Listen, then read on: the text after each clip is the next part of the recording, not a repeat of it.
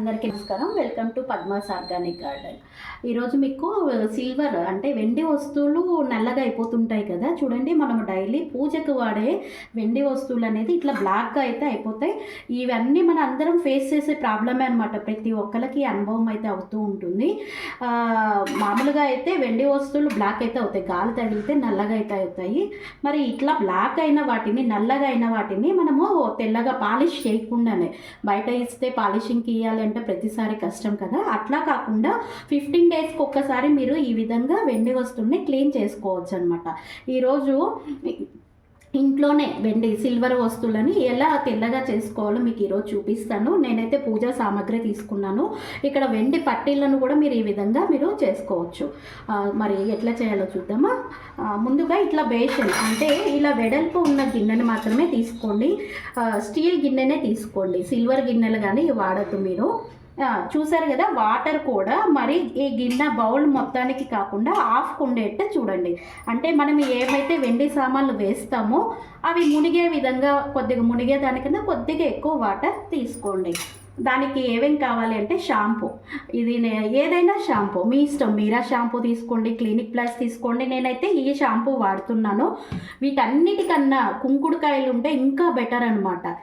ఈ సామాన్లకి ఒక 5-6 కుంకుడుకాయలని పగలు కొట్టేసి మ్యాష్ చేసేసి వేసినా కూడా ఇంకా మంచిది. నేను ఎందుకు వాటర్ ఎక్కువ తీసుకోవద్దు అంటున్నామంటే, మనము ఈ వాటర్లో షాంపూ వేస్తాము, మనము స్టవ్ మీద బాయిల్ చేసినప్పుడు ఆ వాటర్ అనేది పొంగిపోతుందన్నమాట. అందుకని ఎక్కువ వాటర్ తీసుకోవద్దని చెప్తున్నాను.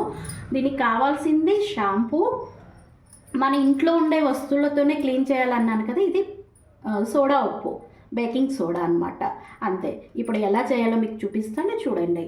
ఇప్పుడు ముందుగా ఈ వాటర్ స్టీల్ గిన్నెలో కానీ ఇలా బేషన్లో కానీ వెడల్పు ఉన్న వాటిని తీసుకోండి. దీంట్లోకి ఒక్క రవ్వ, చూసారా, ఒక కొద్దిగా అనుకోండి, 1/2 స్పూను షాంపూ వేసేసేయండి. నేను ఈ వెండి వస్తువులకి ఇన్ని వెండి వస్తువులకి 1/2 స్పూన్ వంట సోడా వేస్తున్నాను. ఈ రెండింటిని ఇట్లా బాగా కలపండి. చూసారు కదా, ఈ విధంగా మనం కలుపుకుందాము. కలిపిన తర్వాత మీ వెండి వస్తువులు ఏవైతే క్లీన్ చేయాలనుకున్నారో చూసారా ఎంత బ్లాక్గా ఉన్నాయో, దీనిని ఇట్లా వీటిల్లో వేసేసుకోండి. నీట్గా వేసుకున్న తర్వాత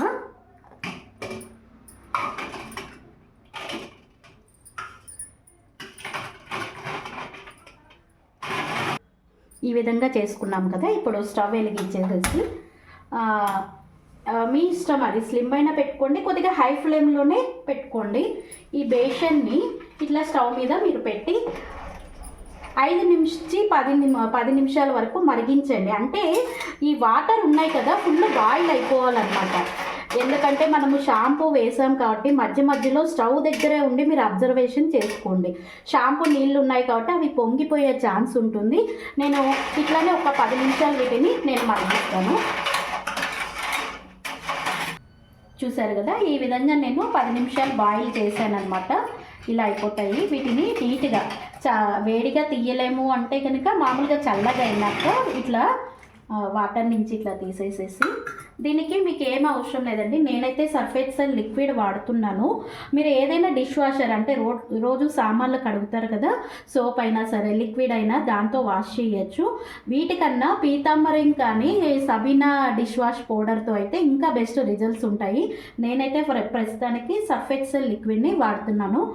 ఈ విధంగా తీసుకున్న తర్వాత చూసారు కదా, ఈ సామాన్లని ఇట్లా నీట్గా తోమేసేయండి.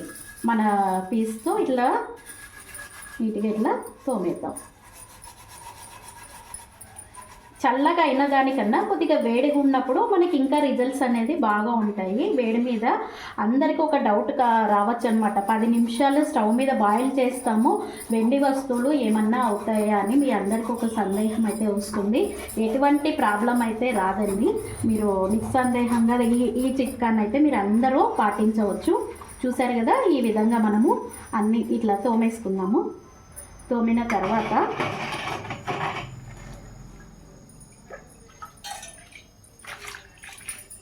చూసారా, ఇట్లా వాష్ చేసేసేయండి. వాటర్లో ఇట్లా మంచినీళ్ళతో ఇట్లా కడిగేసేసి ఇంకొక క్లాత్తో నీట్గా చూసారా ఫస్ట్లో ఎలా ఉంది, ఇప్పుడు చూసారా ఎంత షైనింగ్ వచ్చేసిందో. మిగిలినవి కూడా నేను క్లీన్ చేస్తాను.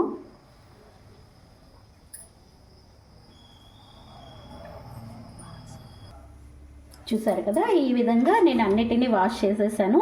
చూసారా ఎంత షైనింగ్ వచ్చేసినాయో.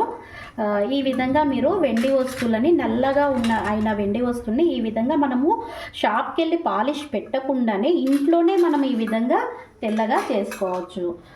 ఈ టిప్ అందరూ పాటించండి. Thank you.